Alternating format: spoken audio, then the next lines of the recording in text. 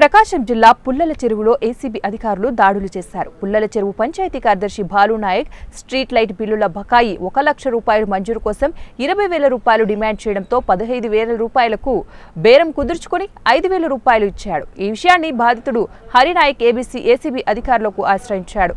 మిగతా బ్యాలెన్స్ డబ్బులు ఇవ్వడానికి ఎంపీడీఓ కార్యాలయంలో 10,000 రూపాయలను లంచంగా తీసుకుంటుండగా రెడ్ హ్యాండెడ్ గా ఏసీబీ అధికారులు పట్టుకున్నారు. లంచంగా తీసుకున్న 10,000 రూపాయలను స్వాధీనం చేసుకుని నిందితుడు బాలునాయక్ ను అరెస్టు చేశారు. రేపు కోర్టులో హాజరుపరుస్తామని తెలిపారు.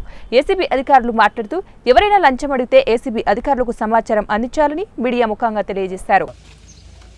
స్ట్రీట్ లైట్స్ బిగించడం జరిగింది. దానికి సంబంధించిన బిల్లు 2022లో లోపుగా 1 లక్ష రూపాయలు అతని అకౌంట్లో పడటం జరిగింది. 2022 డిసెంబర్ 25న అతను చనిపోవడంతో వాడు కుమారులైన హరినాయక్, శివాజీ నాయకులు పంచాయత్ సెక్రటరీ గారిని అప్రోచ్ అయ్యారు. ఇతను చాలా కాలం ఆ రిమైనింగ్ బ్యాలెన్స్ అమౌంట్ 1 లక్ష ఇవ్వడానికి తిప్పుతూ ఉన్నాడు.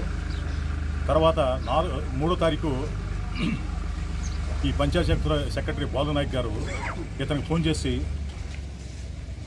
మీ నాన్నగారు రావాల్సిన 1 లక్ష రూపాయలు మీ అకౌంట్లో వేస్తాను నేను, కాబట్టి నాకు 20,000 ఇవ్వాలి అని చెప్పేసి లంచంగా డిమాండ్ చేయడం జరిగింది.